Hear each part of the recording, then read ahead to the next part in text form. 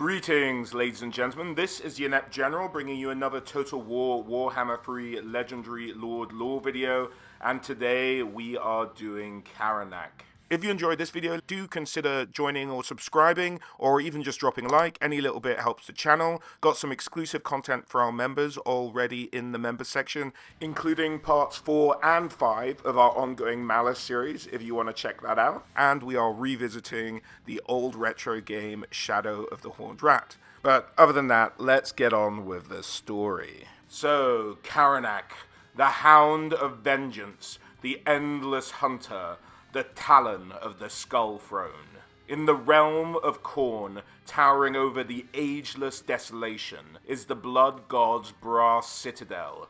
The walls of this unholy bastion are jagged, thick with crusted blood, and hung with gibbets and gallows. The moat of the brass citadel is filled not with water, but with the boiling blood of Khorne's victims. Iron gargoyles snarl from every parapet, hatred flashing in their eyes, and molten metal boiling in their bellies. Fleshhounds prowl the space between the outer walls and the keep, gnawing at ancient bones and longing for fresh meat. Khorne himself dwells within a great vault at the black heart of the citadel's central keep. 8 iron pillars vanish into the ebon gloom to shoulder the inconceivable weight of the throne room's ceiling. Each pillar is inscribed with one of the commandments of Khorne, edicts that speak to the unholy virtues of rage, martial skill, and defiance.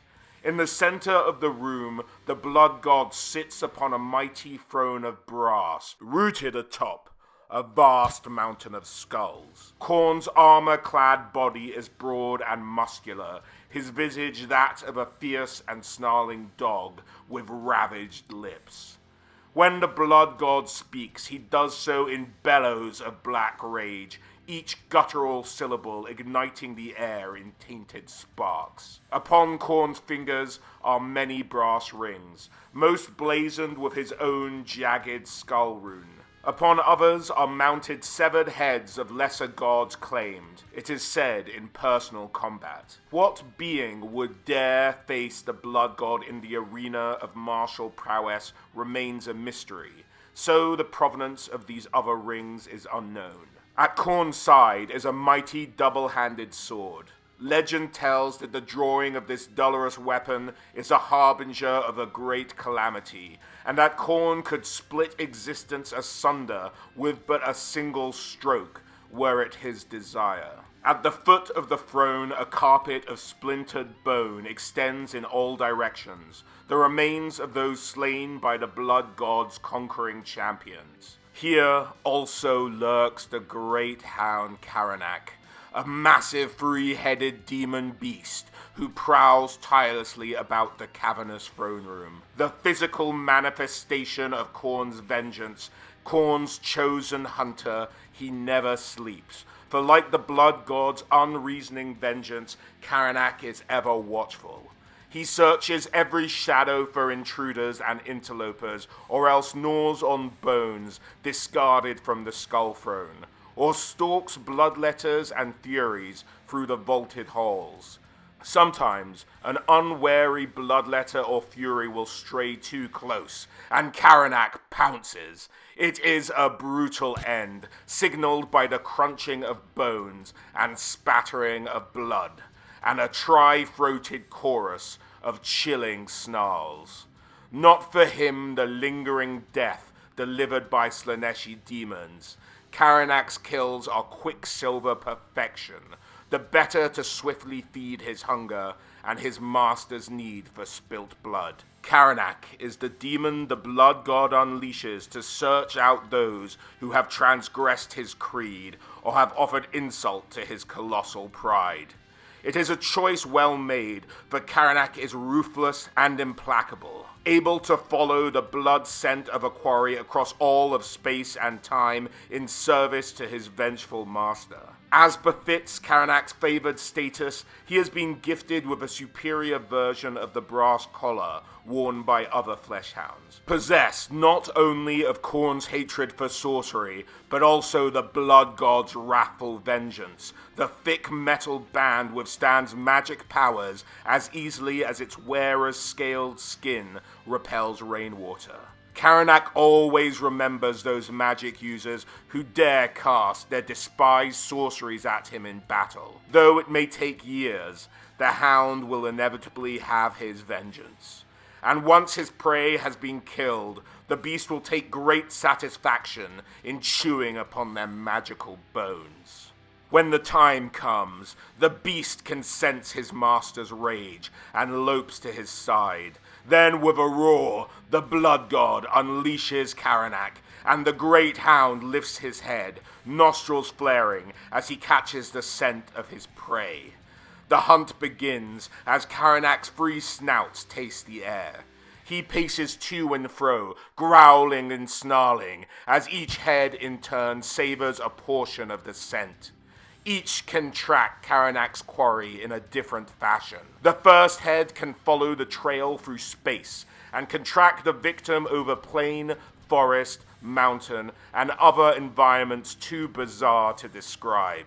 The second can follow the scent through time, back into the past, and to the very creation of everything that is, or forward to the end of the universe. The final head tracks the quarry through its own thoughts, pursuing through dreamscapes and delusions. Of the three heads, it is the last that is the most dangerous, for the first two can be fooled by those with the wit to do so, but only the insane can run beyond the trace of their own mind. With the odor of its victims thick in its nostrils, Karanak begins to run. Slowly at first, and then faster, as the prey grows closer and the blood scent grows stronger. As leagues untold fall away beneath his clawed feet, Karanak's bestial howls echo through the void, drawing other fleshhounds to his presence, all eager for the feast. The bestial chorus of Karnak's hunts has long since become a harbinger of dire fates, not only in the realm of chaos, but in the kingdoms of the Empire and Bretonnia, and 1,000 others besides. When mortal men hear the howl, they lock their doors, bar their gates, and pray that this evil fate is meant for another. No army can defend against Karanak, and no wall can bar his path. By the time Karanak reaches his prey, 10 score or more other fleshhounds follow the trail alongside him, each driven to snarling madness by the glory of the hunt. None can withstand such maddening ferocity, and within moments of arrival, Karanak roars his victory and departs once more, the tattered corpse of his victim clasped tight between his jaws. The skull of the quarry goes to Khorne, a gift for his master, as a token of his will obeyed. The remainder of the corpse, blood, flesh, and bone alike, is Karanak's, to nest amongst and feast upon. For days afterwards, the sounds of breaking bones echoes around the skull throne as the three-headed hound devours the last of his luckless prize. And so, for those that incur the wrath of Khorne, who insult his pride, break his creed, or cowards who refuse to shed blood, Khorne's vengeance reaches them all, and for them, there is but one fate. One famous example of such a hapless victim occurred in the year 2460 of the imperial calendar, when a Reichardt Dralborg, aspirant wizard of the Golden Order, dared to summon the demon hound Karanak to eliminate his rivals. Alas for Dralborg, his enchantments could not cage Karanak, and the Gold Wizard was the first to feel the beast's jaws. Now sustained by the stray energies within the Gold College, Karanak then hunted freely and slaughtered all the wizards within the college's walls. A mighty feast indeed, which brought many skulls for his master. And so we wrap up the tale of Karanak, the Endless Hunter, and let's take a look at how he used to play on the tabletop. The favored hound of Khorne was, of course, a war beast and a demon of Khorne. It had the greater locus of fury, hatred, and scaly skin. It also had the special rule, Prey of the Blood God, whereby the player with Karanak in their army would select a character in the opposing army and claim him to be Karanak's prey in the battle, and when the beast eventually fought that character, the hound would be able to re-roll failed to hit and to wound rolls against said character. And of course, he had his gift from his master, the brass collar of bloody vengeance. Karanak's collar of Khorne is thicker and heavier than those of his pack. Enchantments of spite are laid over those of abjuration, making the hound almost immune to Callow's sorcery. And this granted Karanak magic resistance. In addition, any enemy wizard that suffers a miscast within 12 of Karanak would take a strength 10 hit immediately before the miscast would be resolved. So you could potentially kill the wizard straight off the bat before even the miscast had a chance to decide what it was going to do. That is how the rules on the table work for Karanak, who is, of course, making an appearance as an upcoming free legendary hero as part of the Skulls for the Skullthrone special event that Games Workshop does every year with their digital game partners. So we don't know exactly at the time of recording when he will come out, but I'm looking forward to getting the hound and seeing how it plays in Total War Warhammer. Hope you guys are too. Let me know what you guys thought down in the comments below. And if you've liked the video, please do drop a like, subscribe, and maybe consider joining if you can. That would be great and a huge support to the channel. Other than that, guys, as always, a huge thank you for watching, and I hope to catch you all on the next one. Alright, guys? Bye. Karanak. He's here.